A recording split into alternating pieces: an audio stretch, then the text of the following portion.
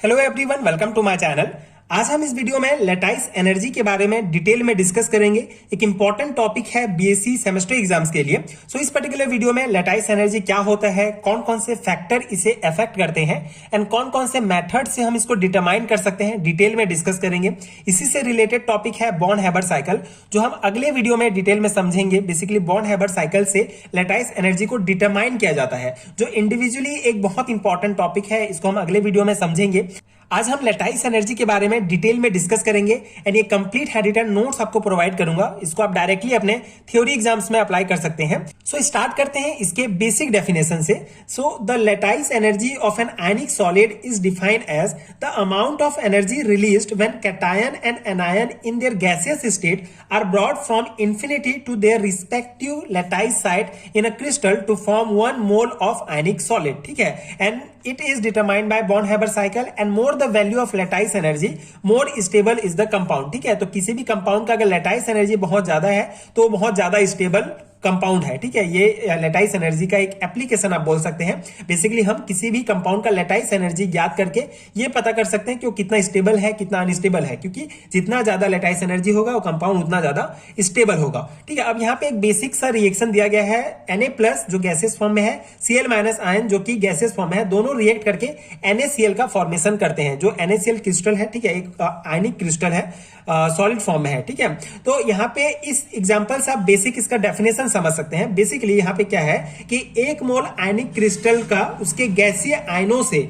बनने में जितनी ऊर्जा उत्सर्जित होती है उसे लैटाइस एनर्जी कहा जाता है। ठीक है, एक NaCl, ठीक है, यहाँ पे Na+ एंड Cl- मिलकर NaCl सॉलिड बनाते हैं। तो Na+ और Cl- आपस में जो रिएक्ट करते हैं उसके बाद जितनी ऊर्जा उत्सर्जित होती है, ठीक है, बेसिकली Na+ Cl- एक मोल आयनिक क्रिस्टल बनाने में जितनी ऊर्जा उत्सर्जित करते हैं उसको ही लैटाइस एनर्जी कहा जाता है। ठीक है, ये सिंपल सा इसका डेफिनेशन है, बेसिक कॉन्सेप्ट है। आई होप आपको समझ में आ गया होगा।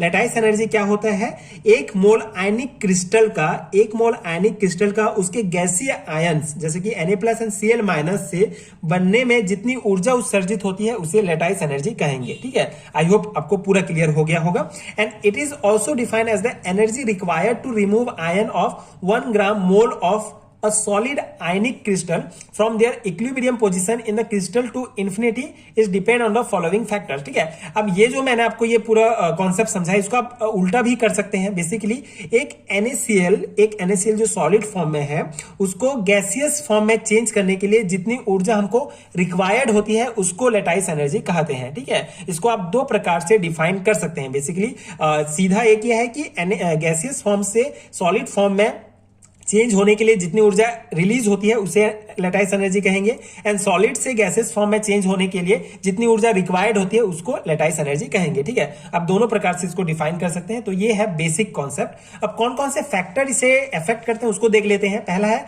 Size of ions. Larger the size of ion lesser the lattice energy. ठीक है, तो आयंस का साइज जो बहुत इंपॉर्टेंट है, आयन का साइज जो है लैटाइस एनर्जी को अफेक्ट करता है। अगर आयंस का साइज लार्जर होगा तो लैटाइस एनर्जी जो है कम होगा। ठीक है, इसी कारण जो है CsCl यहाँ पे एग्जांपल आप लिख सकते हैं। CsCl की जालक ऊर्जा जो होती है NaCl से जो है अधिक होती है। ठीक है, CsCl की लैटाइस एनर्जी NaCl से अधिक होती है क्योंकि इनके आयंस का साइज बड़ा होता है इनकी तुलना में। ठीक है, तो size of ions is definitely affect the lattice energy. And second is charge on the ions. So greater the charge on the ions higher is the lattice energy. ठीक है, तो अगर कोई किसी भी आयंस में अगर चार्ज ज्यादा है तो उसका लैटाइस एनर्जी भी हायर होगा। ये भी पॉइंट आपको ध्यान रखना है। ठीक है, सेकंड फैक्टर है जो अफेक्ट करेगा चार्ज ऑन द आयंस। ठीक है, जितना ज्यादा चार्ज होगा आयंस में वो उतना ज्यादा उसका लैटाइस एनर्जी हायर होगा, है ना। एंड थर्ड है packing of ions.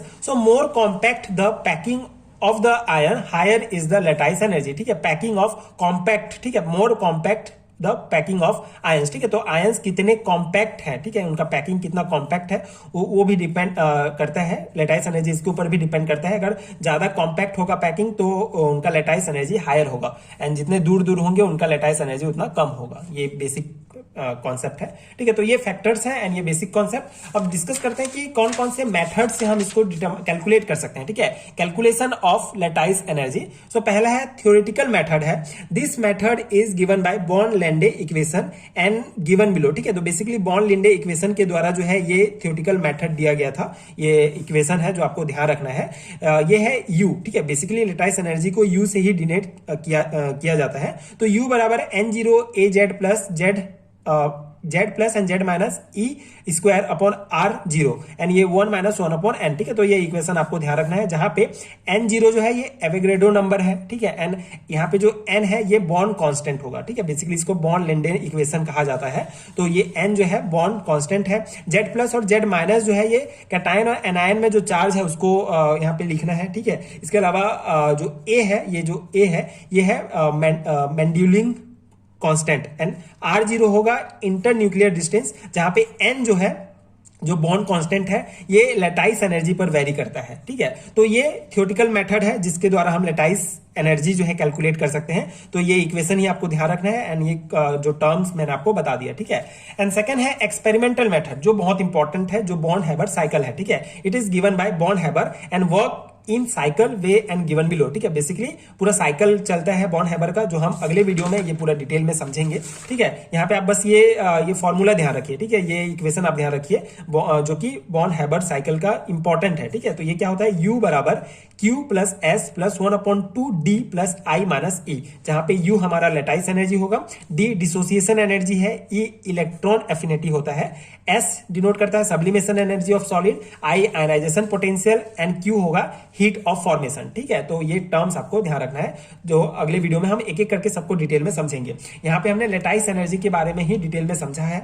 I hope आपको पूरा समझ में आ गया होगा लैटिस एनर्जी क्या होता है एंड कौन कौन से फैक्टर अफेक्ट करते हैं, कौन कौन सा मेथड है, ठीक है। तो बेसिक कॉन्सेप्ट यही है कि एक मोल आयनिक क्रिस्टल के फॉर्मेशन में जो गैसियस आयन जितने एनर्जी रिलीज करेंगे, ठीक है, जो गैसियस आयन होंगे एक मोल आयनिक क्रिस्टल बनाने में जितने एनर्जी रिलीज करेंगे उसे लैटिस एनर्जी कहा जाएगा, ठीक है। तो ये है पूरा बेसिक लैटिस एनर्जी का।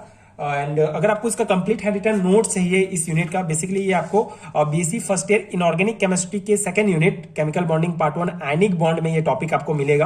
तो अगर आपको इस पूरे यूनिट का नोट चाहिए तो नीचे लिंक आपको डिस्क्रिप्शन बॉक्स में एंड कमेंट सेक्शन में मिल जाएगा, आप डाउनलोड कर सकते हैं, जिस पीडीएफ में ये सभी टॉपिक्स आपको डिटेल में मिलेंगे। आप नोट्स लेके डायरेक्ट अपनी एग्जाम की तैयारी कर सकते हैं। So if you need this note so please check out that PDF store. And अगर वीडियो हेल्पफुल है तो आगे के वीडियोस देखने के लिए प्लीज चैनल के साथ जुड़े रहिए। Like share and subscribe to my channel and thank you so much for watching.